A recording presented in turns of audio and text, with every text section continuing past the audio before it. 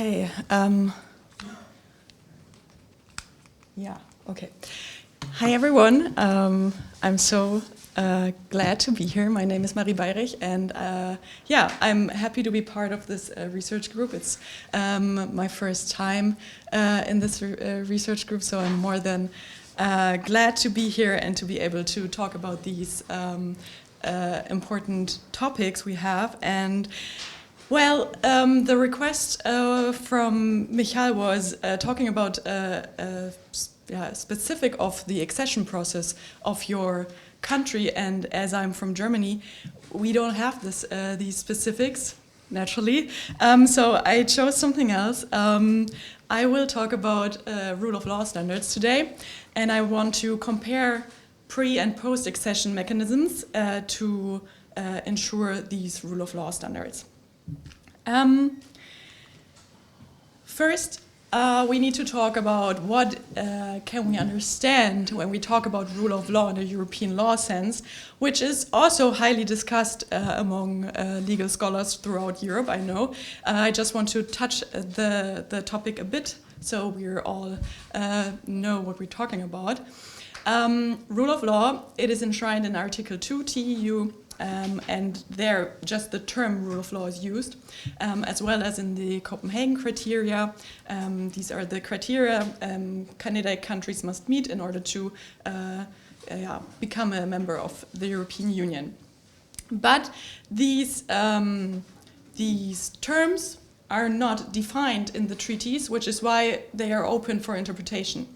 And what makes it even more complicated is that Article 2 refers to the member states, so the legal traditions of the member states. And of course, member states have different legal traditions. So some emphasize more the formal facets of rule of law, others emphasize more the material facets of rule of law, which is why it is hard to get to a common ground. And so I think, can all be glad that we have a new definition established in 2020 when we enacted the conditionality regulation. And there, for the first time, we actually got a definition of what can be understood when we talk about rule of law. And the regulation defines it or emphasizes principles like legality, judicial independence, prohibition of arbitrariness, and non-discrimination. Also, of course, over the past decades, the European Court of Justice tried to define the term rule of law, and it emphasizes some principles like legal certainty, protection of legitimate expectation, and especially in the past recent years, the importance of judicial independence as the essence of the rule of law. So, what mechanisms, what tools do we have in order to ensure that member states actually meet these rule of law standards that are enshrined in the treaties? And for that, we must differ between pre-accession and post-accession, because pre-accession mechanisms are actually pretty strong. We have a high leverage to make candidate countries to meet these standards, whereas post-accession mechanisms are rather weak. And this is called Copenhagen dilemma, so that we have values within the European Union that we can make sure of before accession pretty well, pretty strongly, but after accession we lack tools to ensure that member states continue to meet these standards. So pre-mechanisms are mostly governed by Article 49 TEU, which refers to Article 2, as well as the Copenhagen criteria. And we have procedural mechanisms that make sure that candidate countries meet these standards. And of course, the substance of Article 2 also ensures that candidate countries meet rule of law standards. Why are these tools so so powerful. So first we have the pre-application phase where we have intense preparation and we work closely with candidate countries together and observe them, evaluate them, assess them in order to make them meet these standards. And actually in this phase already, candidate countries do lots of reforms in order to get there step by step and make progress in this regard. And also, as a procedural mechanism, we have the fact that the Council is not obliged to open formal negotiations, but it's in its discretion.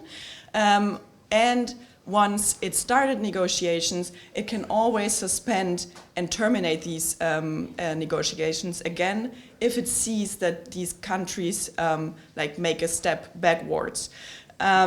And finally, of course, also the unanimous approval is some kind of safeguard, because in the end, every member state must approve the accession of a new candidate country, which is why in the end we can all assess again if this country is ready for accession or not.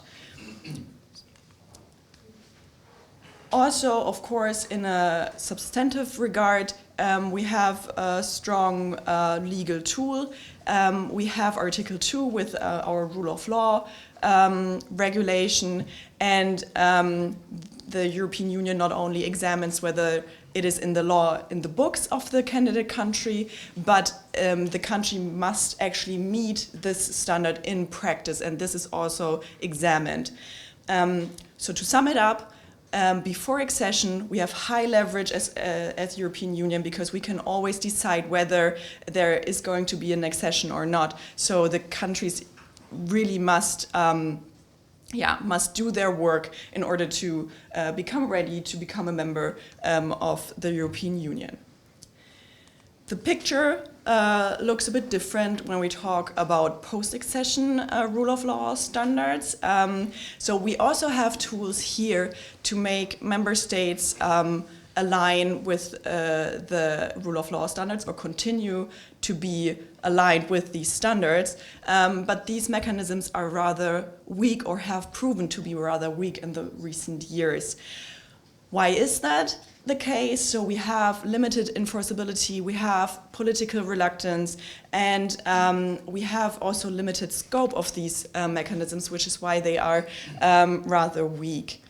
I want to go more into detail in this regard. So we have first preventive mechanisms, and here I want to point out, for example, the rule of law report, which is issued every year by the Commission, and there the Commission analyzes the rule of law situation in the member states. And while it gives a really thorough analysis in regards to the situation in the member states, there is no enforcement power. So we have a description of the rule of law situation, and we have also recommendations what member states could do better or should change in order to meet these standards. But in the end, member states are not obliged to do anything. So there are no real consequences out of the report. The only thing we have is a thorough description of the situation. Same goes for dialogue-based tools. Since 2014, we have dialogues among the member states, and they also have its upsides, because we have some kind of peer pressure, right? So member states talk with other member states, and this can give some kind of pressure, but in the end, these dialogues are also voluntary. We don't have any enforcement power, and member states are not obliged to address or even report rule of law deficiencies in their countries. So these preventive mechanisms are rather weak. Same goes for corrective mechanisms, and we have different corrective mechanisms regulated in our treaties. For example, the infringement procedure. The infringement procedure is powerful, but it cannot address systemic rule of law breaches because it is addressing only like specific cases in specific situations. Also, it's a slow process because we have like a formal notice, and then we have a reasoned opinion, and we have the member states giving their opinion and explanation and information. And only after that, the case can be referred to the European Court. And then it takes another round till the ECJ actually can impose something like fines, lump sums, penalty payments. So it takes a long time. There's no immediate remedy.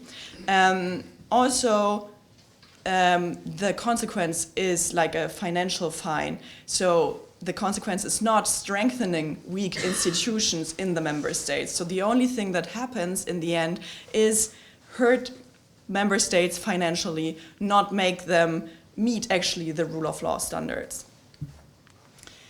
Same goes actually for the conditionality regulation, which was established in 2020, so a rather new tool we have here. So here the Commission can initiate this procedure, and in the end the Council decides by qualified majority if financial means are withdrawn or are like frozen. And also here, this tool is limited because there must be a link between the rule of law breach and the money factor. So only if a rule of law breach influences the sound management of financial means of the EU, only then the conditionality regulation can be effective.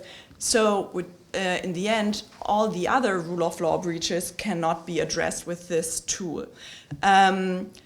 Also, it is less effective because we have a qualified majority, so also the council need to act, so we have a political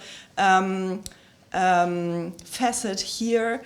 And this can follow like a political reluctance in the end because, of course, other member states need to decide whether they impose this kind of consequence from the conditionality regulation. And of course, there can be reluctance because you don't want to stay on a bad side with one member state because you don't know if you ever need this member state again. So rather be on the good side in the end. So we have, of course, some kind of reluctance here.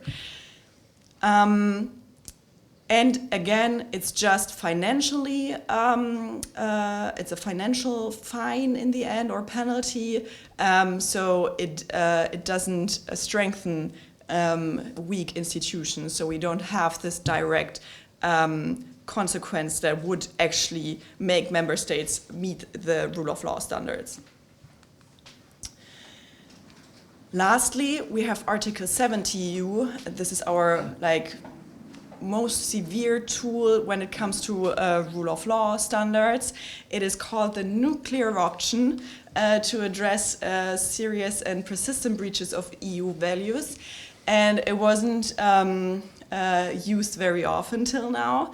And we can see from the recent years that even if it's called the nuclear option, it is not really a nuclear option because it's also not super effective. Why is that? So first, we have also this preventive or this phase before the actual sanction phase where we talk and where we try to address concerns, and this is taking super long time, so it's rather a slow process. And also the sanction stage. After that, there are high procedural hurdles to activate this tool because we have a unanimous vote in the European Council and we have a qualified majority in the Council. So we have high hurdles to actually activate that tool. And also, it is again a political tool because the Council and the European Council are involved. So there's again political reluctance, understandably, because of course you don't know the consequences in the end. It is also not strengthening weak institutions, but only suspend in the very end voting rights of the member states. So again, we don't address the real issue with that. We just kind of sanction the member state that breaches rule of law. So in the end, it shows Article 70 EU is also not a real effective mechanism to address rule of law standards.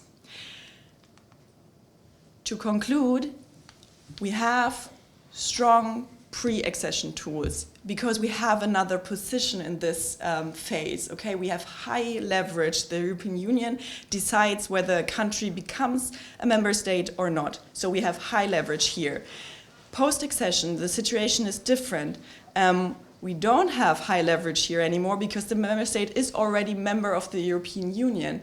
And additionally, of course, our tools that we have are either without enforcement power or highly political, which makes it super tough to address systemic rule of law breaches.